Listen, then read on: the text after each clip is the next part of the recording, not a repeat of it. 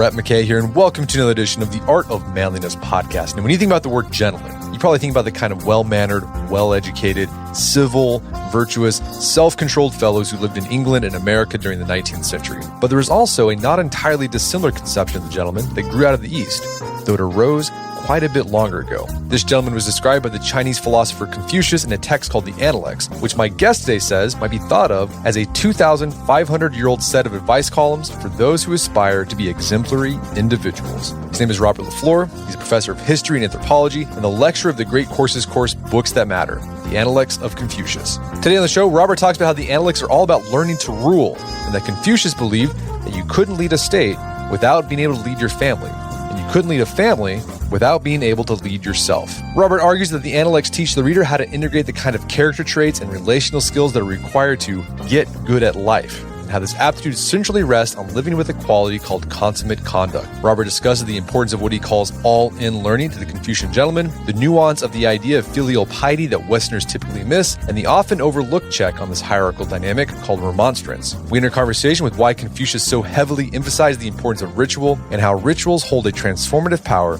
that can allow you to become something bigger than yourself. After the show's over, check out our show notes at aom.is/Confucian Gentleman.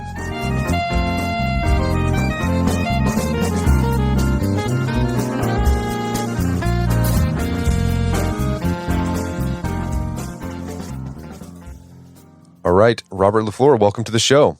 Thank you very much. So you are a professor of history, anthropology. You've specialized in China. Yes. And you did this great series a while back ago for the Great Courses about the Analects of Confucius. Now, I know a lot of our listeners listening, Westerners, they've likely heard of Confucius. They know who he is. But if you ask them, what did Confucius say? What was his teachings? They'd probably draw a blank. And that makes sense. I mean, we're Westerners. Confucius is from the East. But you even make this case that in academic philosophy, amongst Western academic philosophers, Confucius gets the short shrift, even though he's had a pretty big impact on human thought. What's going on there? What do you think? Why do you think that is? Yeah, it's somewhat ironic that let's just say American for now, but every American has heard the name Confucius. There's the old saying about Confucius says, and that is actually, by the way, how many of the entries in the book start. The master said. And what happened to me early on in my studies was very interesting. I was doing my graduate work at the University of Chicago, and I was chatting with a PhD student in philosophy, and he just stopped in his tracks when I said I was systematically studying Confucius, and he said, "That's not philosophy. It's maybe," and then with dripping sarcasm, "it's perhaps Asian wisdom, but it's not philosophy." And I think that's where it goes. I think that's the heart of it. He's taught usually as an afterthought if he's required in academic philosophy curricula. I'm speaking especially of the training of philosophy professors now in grad school. And a lot of that is because, I would argue, they don't know how to read the book. The book itself is extremely hard to read if you muscle through it like it's Kant, like it's the Critique of Pure Reason, or even Aristotle. The closest Western equivalent, and it's not a terrible one, in terms of the actual teachings, there are great differences. But in terms of the way it works, it's closer to a dialogue of Plato's than it is to systematic works where there are clear definitions and then you move to the next thing and the next thing. It fights against our assumption of rationality. It also fights against the book itself, seems to just tangle with us at every step if we take a very Western approach, like that's a contradiction. I always say that if you say it's a contradiction, that's failure right there. You've already failed. And so it resists, it resists the urge to muscle through it the way you might one of Kant's books. Well, let's dig into Confucianism, what he's about. So I think to understand his teachings and his insights and his philosophy, you have to understand the world that Confucius lived in. So let's start there. Like, when was Confucius alive? When was he teaching? And what was going on in China at the time that inspired what he was saying and what he was advocating? Confucius lived, the dates are 551 to 479 before the Common Era. It's hard with all of these periods to target the birth date, but his death date is very clearly known as 479. So he lived for 72 years in a period we now call the spring and autumn period of the Eastern Zhou dynasty, which lasted for almost 1,000 years. I mean, I'm using very round numbers here, and was the dynasty before the great integration, the great imperial integration of China. Confucius sensed and made it very clear in his teachings that his society was going to, as my grandfather used to say, to hell in a handbasket, that things were bad and they were getting worse. Families were starting to arrogate certain privileges to themselves that only the king of Zhou was supposed to have. And warfare was becoming more intense in this process that I only half jokingly tell my students to memorize as what I call the Zhou dynasty, 200 to 100 to 50 to 20. I'm talking about the states here, to 7 of them, to 2 of them, and finally to 1 integrated empire. And this process of unification is often spoken of as a wonderful thing. Now we have an integrated China and the like. Confucius saw it differently. He liked the fragmentation. He liked the states living peacefully side by side. And he sensed that a much more terrible period was coming on. Society was breaking down, and he sought to help to fix it. I was going to say, he's living around the same time as like Plato, Aristotle. Yeah. Okay. Yeah. No, it's interesting when you span out and you look and see the kind of the global interactions. I mean, it's interesting historically to look at that through many periods. In this case, yes, Plato, Aristotle were thriving in their own part of the world. And so it sounds like there was some turmoil beginning to happen in Chinese political life and Chinese culture. Yes. And I think it's interesting too that the same sort of thing was happening in the West with Plato, and like in Greece, there's a lot of political intrigue going on, a lot of turmoil, conflict, yes. And a lot of the philosophy that was happening with Plato and Aristotle was a kind of a response to that. And it sounds like the same thing was happening with Confucius. Absolutely. And one of the things that's often said of this period, broadly speaking, it's really the period that follows, which ironically, it was called the Warring States period. There's nothing ironic about that part. But ironically enough, what we today call philosophy coming out of that period, and it's not unlike what you're saying with Greece and that part of the world, is it really was, as a very fine title of a book about this era states, they were disputers of the Tao, disputers of the way. They were in conversation, but it was a martial conversation of sorts. And so what we call philosophy of that period, on some level, every single word of it. This is what one of my first teachers told us in graduate school, and it was a surprise to us. Almost every single word you're reading, whether it's Confucius or other thinkers, Zhuangzi and others, Han Fei, these are names of that period, it was about ruling on some level. Now I think you can take that too far, but on some level, everything you're reading was about how do you manage a state. And Confucius argued very strongly that you can't manage a state unless you can manage a family. And then from there on down, you can't manage a family unless you can manage yourself. And this integration, this integration of self, family, and society, or what Chinese have called since that all through history, all under heaven, the whole shebang, the whole works. Unless you can manage yourself and your family, you have no chance of managing the rest.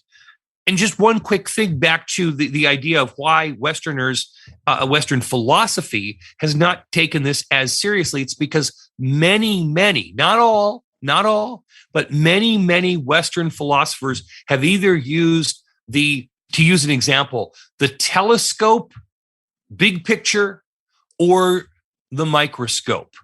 They've looked at life from the minute all the way to the massive picture. Confucius, and I say this in the televised lectures, Confucius stated that he didn't state it exactly, but the idea is the Analects are about getting good at life. I like that. And that getting good at life is something that, of course, Western philosophy has aspired to that. But it's funny when you look at the great works of philosophy that it's not attacked as directly, perhaps, as it is in Confucius's writings. Well, okay, so you mentioned the Analects. That's attributed to Confucius, but exactly right. But what's interesting, I think he's like a lot of other famous philosophical or spiritual teachers. Confucius, we don't actually have anything written by Confucius himself. It's basically the Analects is a collection that was compiled together by his students later on. Correct. He didn't write a word of it. He is said to have been at the hands of almost every important work of that era, but that is kind of a later mythologization. We don't have any evidence that he wrote these other works, any actual strong evidence. So it was put together over 500 years as a process by students of students. And there's a lot of what academics like to say, I really don't like this word, a lot of distantiation going on. In other words, none of his students, wrote until later in their lives when they were teachers, and then it was their students, and it is almost like a little cabal of Confucians who then built through their own followers something in a text that changed and was adapted. We're learning this from archaeology all the way for about 500 years until around the beginning of our era, of the Common Era. And then we have the text in the order that we see it today. And is this, the reason why this sort of the way it was put together, is this why sometimes when you read the Analects, I've read the Analects a few times, and sometimes man, this sounds kind of cryptic. As you said, sometimes contradictory. Is it because of the way it was compiled together, or is there something else going on there? No, that's definitely part of it. And we've learned this. In other words, we're living through a spectacularly interesting time right now in terms of archaeology, because what's coming from the ground, it's not just axles, and spearheads and all those kinds of things. What's coming from the ground is texts. And we're finding out that, for example, in 200 BCE, there's a text of the Analects, and it's completely organized in a different fashion. Some of the what we would call in English words are different. And so we now know, for 2,000 years, people didn't know this, but we now know that the text took a long time to come together into the form we have. Ironically enough, that hasn't made it more kind of what a Westerner might say, rationally organized.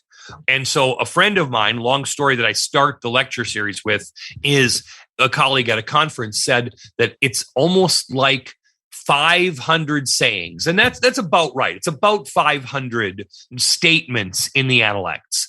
It's as though they dropped from the sky and then were just hurriedly shoved into 20 chapters. And so it looks incredibly haphazard. And I'm not trying to make an argument that too common in the West to just kind of force a unity onto it, to make it a strongly unified argument as though that it just has to be that way. I do argue in a very different way that there is a set of unified messages, but that we have to change the way we look at it. And I quote my great professor at a Greek specialist, by the way, who translated Herodotus, the great historian, named David Green. Grene. David Green at the University of Chicago would always tell us that you can't read Shakespeare. You should not read Shakespeare without always envisioning the stage. To the extent that you're reading words and you're checking sources and all of those kinds of things, you are losing that key connection. He's right about Shakespeare, I would argue as well. But for Confucius, all of a sudden, later on, years later, it hit me that Professor Green was right, and that it's the same with Confucius. By trying to read it like we read Heidegger or Aristotle, what we're failing. What we have to understand is how, and we all know this, how the pace of how a classroom works. And so if you start on book one and you start reading and you imagine the give and take of a gifted teacher and a class over the course of a long, very rigorous semester, what you start to see is a topic comes up and it's debated from one perspective. And then you move on to other things. And then the topic, if it's really important, comes up again. And then you see another perspective where he's dealing with another student, maybe someone who's a little headstrong. And then the message seems to be a little bit different. And then you go on and on and on. And over the course of 16 weeks, or perhaps it's a year-long course or a much longer one. Maybe it's just all the courses you take over your life. Is that what happens is that you start to develop deeper thinking about many topics because you have, as we might say, hit the knowledge muscle in all kinds of different directions. That's the Analects. And that is the way to appreciate it and not be frustrated by this seeming skipping around. Okay, so when you're reading it, imagine you're in a classroom. Imagine you're in a classroom with a gifted teacher and students who are quite varying. Some who are timid, some who are headstrong. In other words, just like any classroom you've ever been in. And all of a sudden, it starts to make more sense when certain topics come up, and one of them, compassion, a consummate conduct in compassion, comes up very often, that you start to see it in all kinds of different ways. It's confusing. It's like a good discussion class. It seems confusing at first, and then it finally comes together. Okay, so you said earlier, the whole point of the Analects and what Confucius was trying to do is trying to show people how to live a good life, which could eventually lead to individuals knowing how to lead well, if that was what part of their life. No, he explicitly in his case, that is exactly the point. And I would characterize it slightly differently as getting good at life. Getting good at life. The good life does have at least echoes of the Greeks. And he's not against that. I wouldn't argue that, but it's getting good at life. Okay, so the Analects is about getting good at life in a social context, and a big part of that is living with consummate conduct. And Confucius talks about this, but he talks about it, but it's a hard thing to define. So first off, why is it so hard to define? And then what would be a good working definition for us for consummate conduct? The idea is that this has been very difficult to translate, and legitimately so. Number one, because it's such a straightforward, simple character. It appears so often. It's the core, the real core activity character that you find in and I say character meaning Chinese word, okay? But word in the Analects. And the idea is that it's about being good. So one translation, benevolence. Okay, that's not wrong. The problem with translating is you have to pick a word or at least a small cluster of words for a Chinese character that has a semantic field that is voluminous, that encompasses 3, 4, 5, 6, 7, 8 English words. This is one reason I read Shakespeare so much, because as a translator, it's just like, I need more words. I want to at least envision the range, the field around one of these Chinese characters. And so benevolence is one that's been used. Humanity, another good one. It's not wrong. Be a consummate person, we say in English. That's the best one, I think, so far. But be a benevolent person, be a humanistic person. Well, that's tricky. There's one translator in the 1930s who translated it as man being at his best. So be man being at his best. Okay. That gets a little clumsy in English. If I could translate it in the following way, this is how I would do it. I would call it social, moral, ethical virtuosity. And the most important words there are social and virtuosity. And I mean a virtuoso.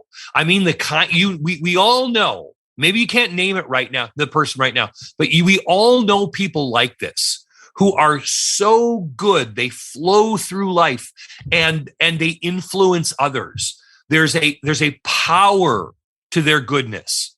And it's not just about, being good and behaving.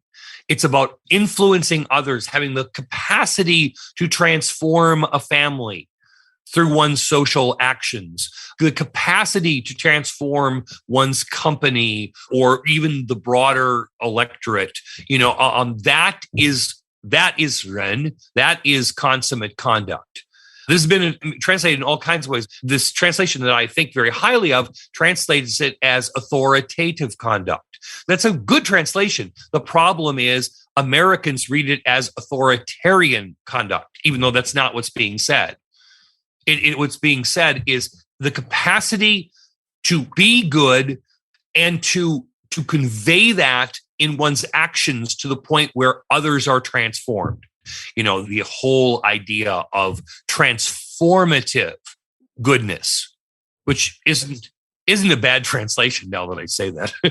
I might write that down. Okay, so just to clarify, so an exemplary person is someone who has, or like a gentleman, it's often translated like that, is someone who lives with consummate conduct. Okay. Yeah, someone who lives, and that means, and there are all kinds of other things that are embedded in that, being trustworthy, being exerting your effort in loyalty.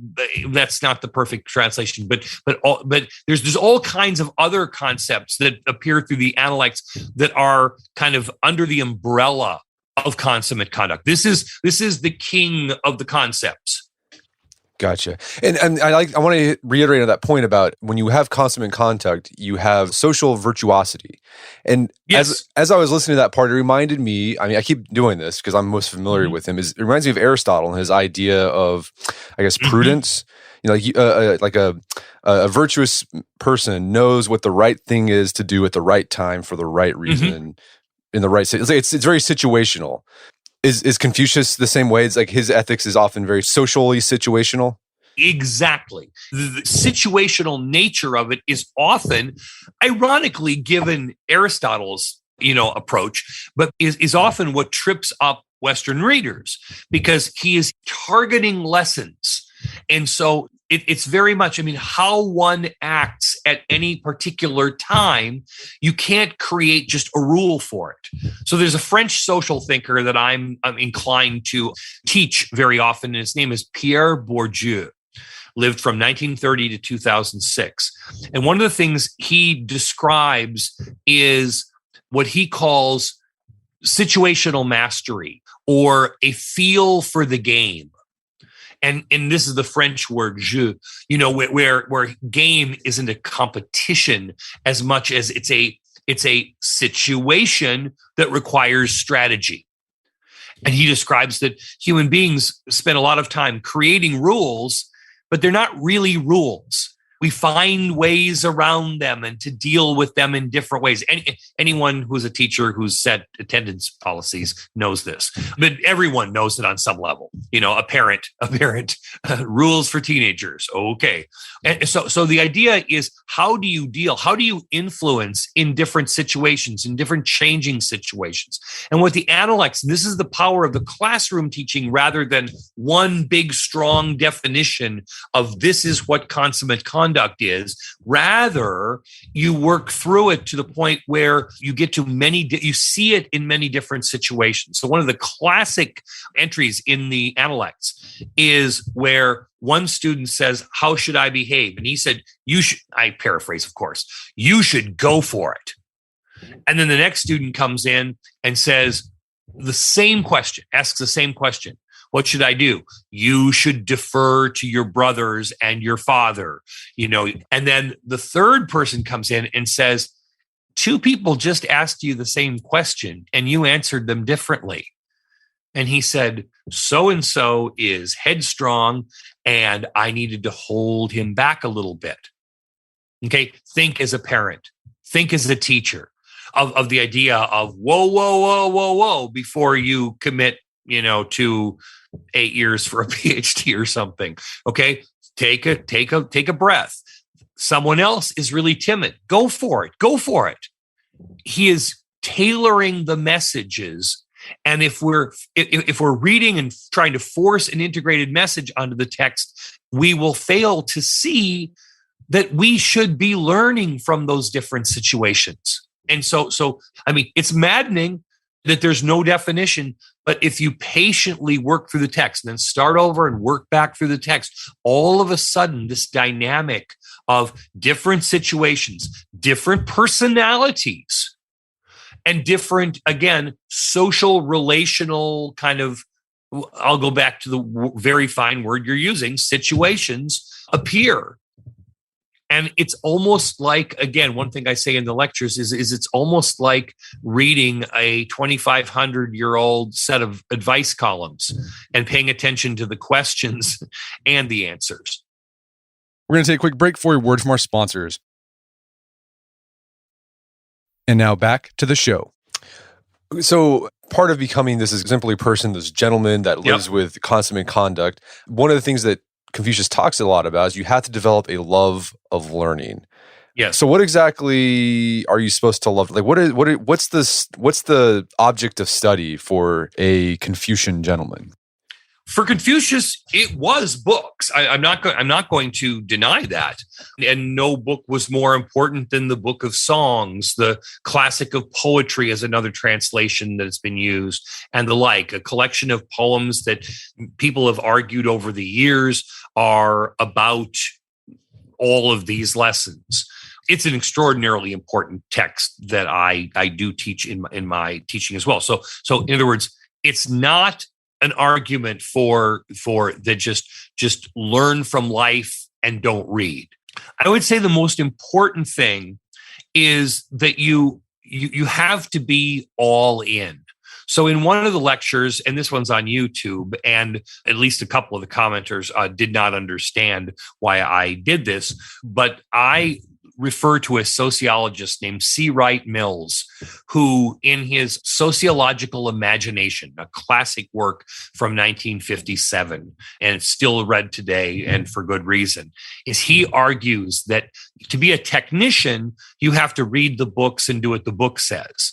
And we all know that we need technicians in the world. If I'm getting an MRI, I want a skilled technician. But he said, no, there's another level, which is imagination. You have to be all in. You have to not check out at the end of the day. You have to be thinking all the time.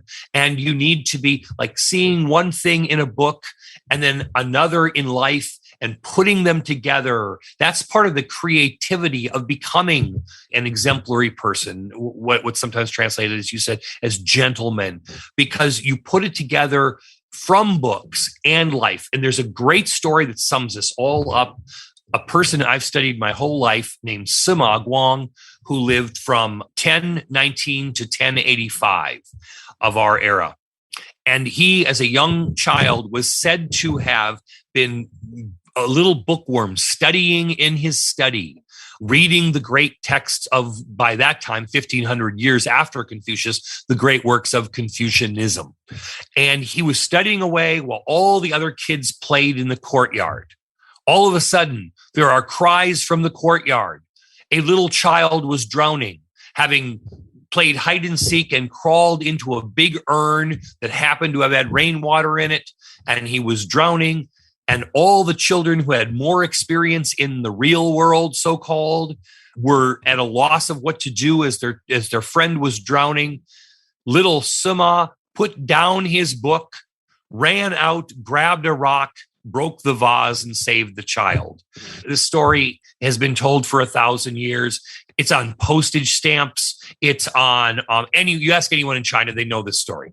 And but the idea, as I see it, is even further than that.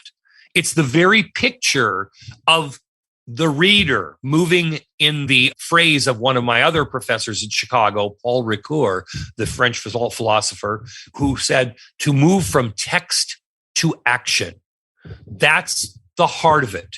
To be a learner was to make that move from your books to the world.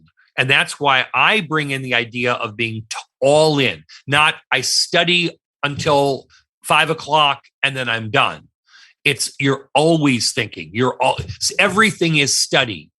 And I would say in our own world, it's the same equivalent, that you're always thinking, you're always processing. You go to a baseball game and you start thinking about how life works and all these different kinds of things. That's what Confucius wanted. And again, something I call being all in. Okay, so book study is important, but make sure you apply it to your life. Don't just be a bookworm. Another important... Alone, yes, right, yeah. And another important part of training to become an exemplary person is this idea of filial piety. And I think a lot of Westerners, if they were to ask, hey, what's Confucianism about? It's like, well, it's just respect to your parents and your elders. Yeah. But can you dig deeper into that? Like, what role did filial piety play in the development of consummate conduct? The fascinating thing is how difficult this is to teach Western students, because the message can be read as a very tinny one where it's listen to your elders, do what they say. And I'm not saying that that's entirely wrong in Confucius's thinking and in Chinese thinking over the ages more generally. But what Confucius is ultimately arguing for, and this principle, by the way, this principle of filiality or filial conduct, as I like to translate it, the word piety is problematic because it's so much a product of the early missionary translators. And of course, there's nothing wrong with the word piety, but it has come to take on certain meanings in English that are tricky, not unlike authoritative and other words that have a funny ring to them for Westerners. But to have filial conduct is to act effortlessly in a world of hierarchy. And so one of the things I stress, and this is extraordinarily hard for Americans, while my students, and I've taught in Germany and France and China and Japan, and one of the things that I find that all my students outside the United States seem to understand this more readily than Americans, but that is that a hierarchical system can work, argues Confucius, and you play your role. And so the idea is Confucius almost shouts, not literally, but it echoes through the Analects, act your role. And it's about learning to be within different roles in a hierarchy. And the hierarchy then is not yes, sir, yes, ma'am, that whole thing, but rather a powerful integrative force where, as one great Chinese source from, again, the same era, about 1,500 years after Confucius, says, why would you want to play the same note all the time? What in other words, you have to understand hierarchy as the notes on a scale. And when they're played in unison and when they're played in order, all of a sudden they become great harmony. And so that's the way of thinking. Again, Americans tend to be, and there are some very good reasons for this, including how I feel, is that, this can be misunderstood very easily. And authoritarian governments have no problem taking over this message of act your role and you're not in charge.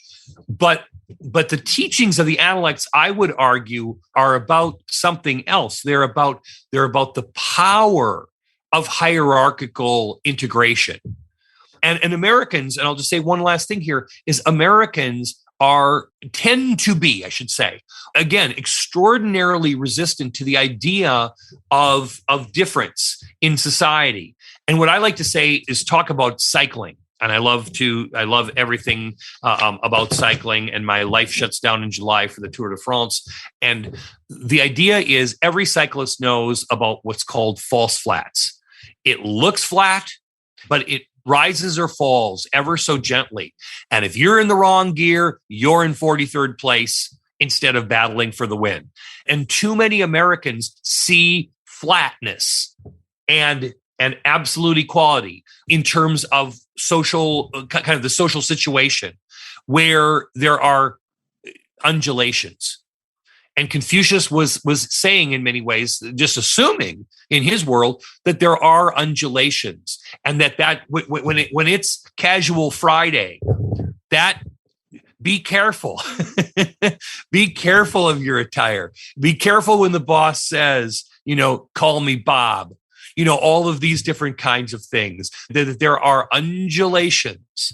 And he's trying to attune people to the undulations and how to act in your role. And the idea, finally, is that, you may be the younger brother at some time, but then you're going to be a father at another time. And you're going to be, and at some point you're going to take over the family rituals and all of these different kinds of things. And so throughout our lives, we take over different roles, and it's knowing how to act in the role. Finally, and I mean really finally, is you have, I always say we're almost always undersecretary of something. We're almost never secretary of, and I'm using the American idiom for government, but we're almost always undersecretaries, managers, this or that. That handling your boss, is a role. But then learning to take over authority at some point is also the role that is taught through filial conduct. And so you learn filial conduct, you get good at life, and you get good at knowing the varying roles of some deference with teaching to authority and its responsibilities that you will have over the course of a life. So it's all about becoming that social virtuoso. Exactly. And the virtuoso, again, I've got to underline that. The virtuoso has incredible, think of Yo-Yo Ma, okay? Incredible at the cello, incredible talent. There's individual, we could look at just individual talent there. And in a solo, absolutely. But put that talent in an orchestra. And then you have the power, the virtuoso power of a great symphony. Life is like the symphony, and the virtuoso is the person who has a real power. I'm not saying conductor. I'm saying the virtuoso, who's the instrumentalist, has a real transformative power. And an important part of filial conduct, filial duty, I typically, like you said, Americans hear that and they think, well, okay, you're just supposed to do whatever your mom and dad says or what your elders say, no matter what. But there's an important part you highlight in your lectures is this idea of remonstrance, yes, which allowed for some back and forth. Can you talk about remonstrance a bit? Yeah, the Chinese character is an interesting one in its own right, and it's like words on the left side and kind of a bundle on the right. And I often call remonstrance a word, by the way, that in China and Japan, I've lectured on this topic. I've studied this topic for 30 years. Is in China and Japan, just like in the United States, the word remonstrance, or its Chinese or Japanese or Korean equivalents, is not a word that people can easily define. It's sometimes meant as to exhort people, to do better, exhorting people. But the basic principle in East Asia, it's used a little bit differently in the West, but the basic principle is this: in a hierarchical system, it is not just the privilege, it is the duty of the junior member of a hierarchy to correct and critique a more senior member. The student corrects the teacher. The child corrects the parent.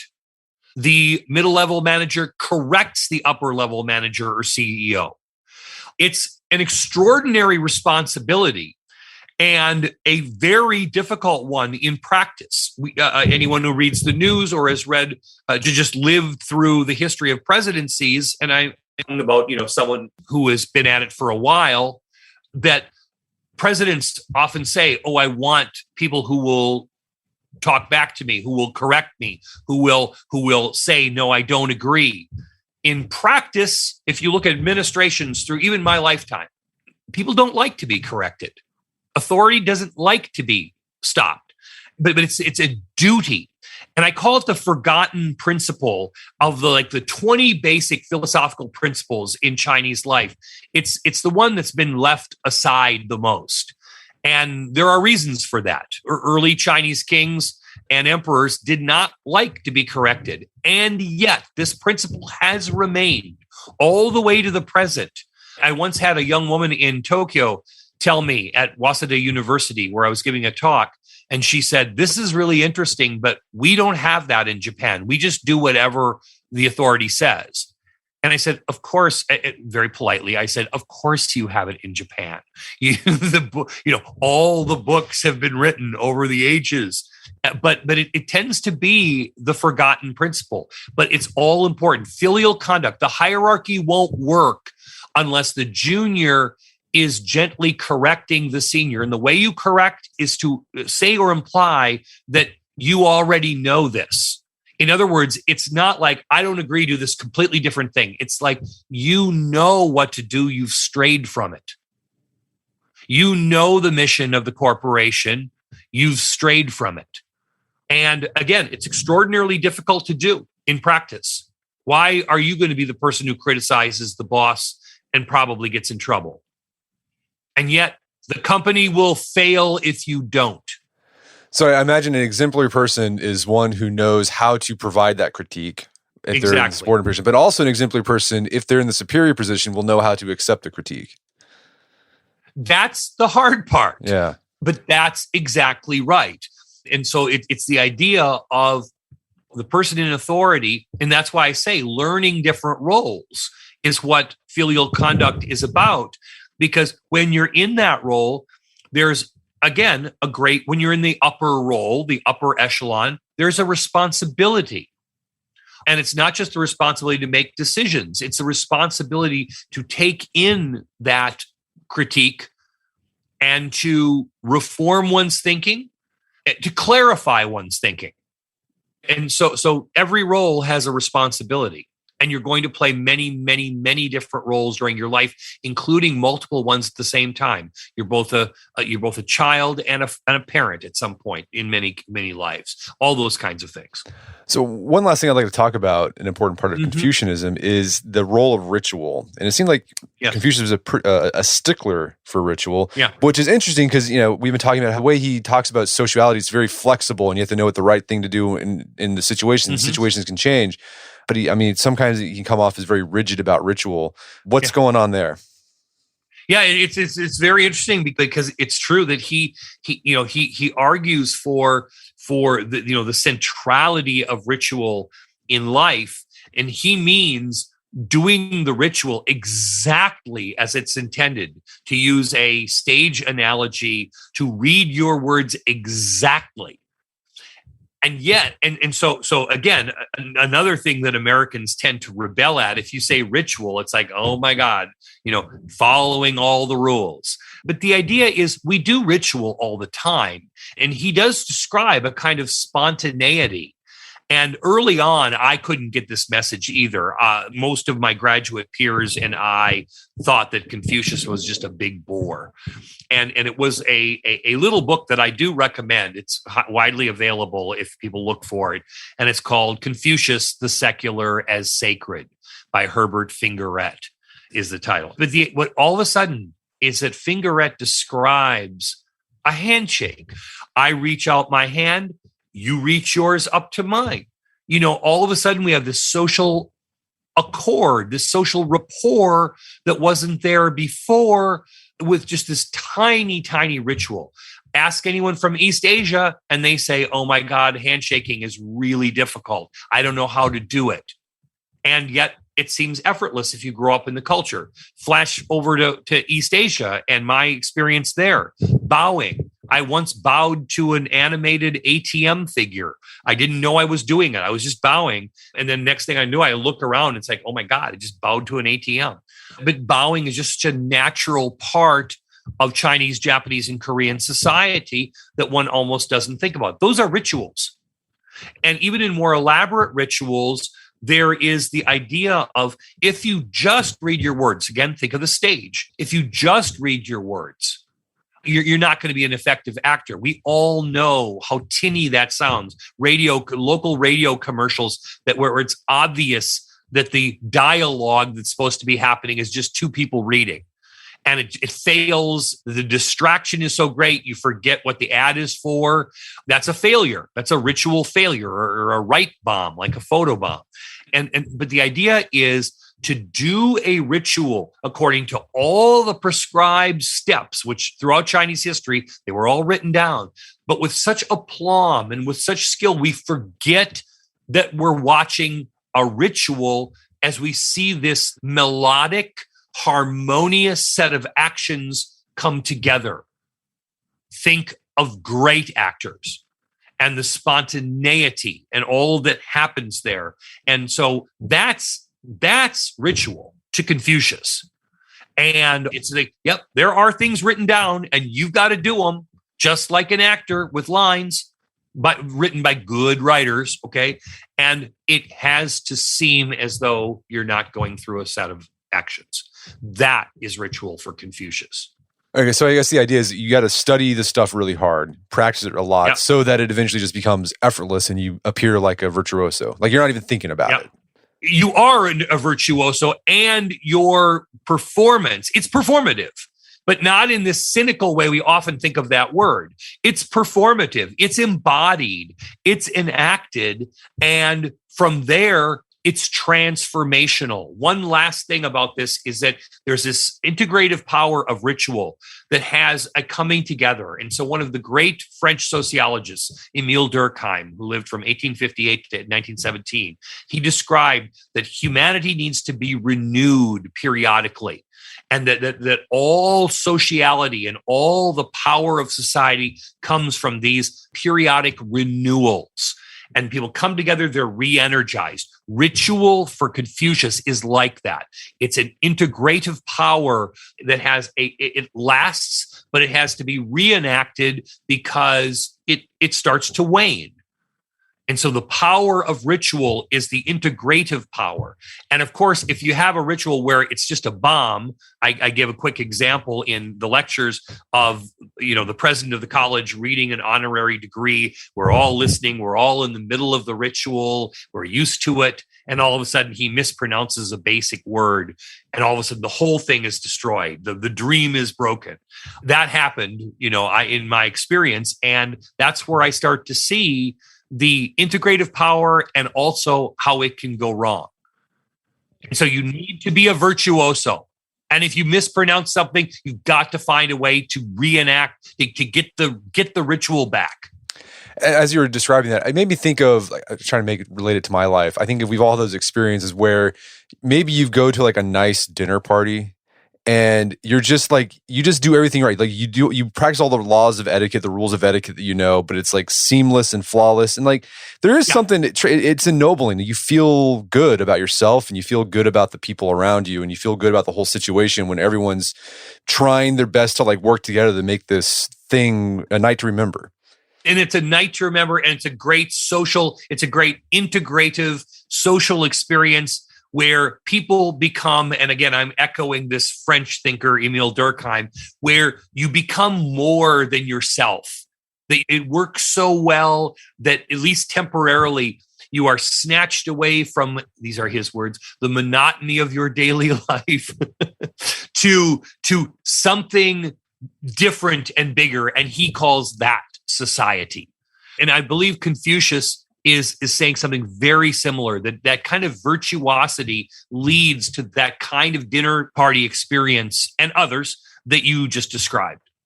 Well, Robert, this has been a great conversation. Is there some place people can go to learn more about your work? Yeah, it's kind of funny because I'm in the middle of a huge array of things that'll be coming out in the next year or so, including translating this French thinker and 1,000 pages of his stuff. So I have a lot of stuff that'll be coming out soon, including my translation of Confucius, which even with the editing process, it could be 2023, but it's coming with a lot of the things in the translation that I've been talking about today behind it. In any case, my blog is not a bad place to start. And so it's called Round and Square, and you probably can find it by just searching Round and Square. But it's also, and this is a sign of when blogs were really a bigger thing, it's just robertlafleur.blogspot.com. It's eventually going to be going to a website, but for now, it's at that address. And I would say to anyone, because I email me. It's just LaFleur@beloit.edu. It's pretty straightforward. And I'm happy to correspond and send some things that aren't published yet and all kinds of things. I'm very happy to talk with people. Fantastic. Well, Robert LaFleur, thanks for his time. It's been a pleasure. Yeah, it's been a pleasure. Thank you.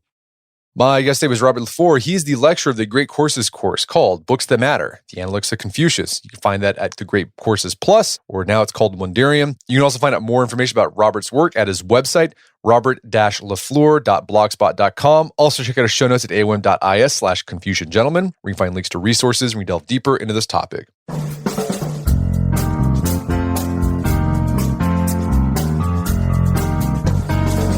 Well, that wraps up another edition of the AOM podcast. Make sure to check out our Art of Manliness website where you can find our podcast archive, as well as thousands of articles written over the years about pretty much anything you can think of. And if you'd like to enjoy ad-free episodes of the AOM podcast, you can do so on Stitcher Premium. Head over to stitcherpremium.com, sign up, use code Manliness at checkout for a free month trial. Once you're signed up, download the Stitcher app on Android, iOS, and you can start enjoying ad-free episodes of the AOM podcast. And if you haven't done so already, I'd appreciate if you take 1 minute to give us a review on Apple Podcasts or Stitcher. It helps out a lot. And if you've done that already, thank you. Please consider sharing the show with a friend or family member who you think we get something out of it. As always, thank you for the continued support. Until next time, this is Brett McKay, reminding you to listen to the AOM podcast, but put what you've heard into action.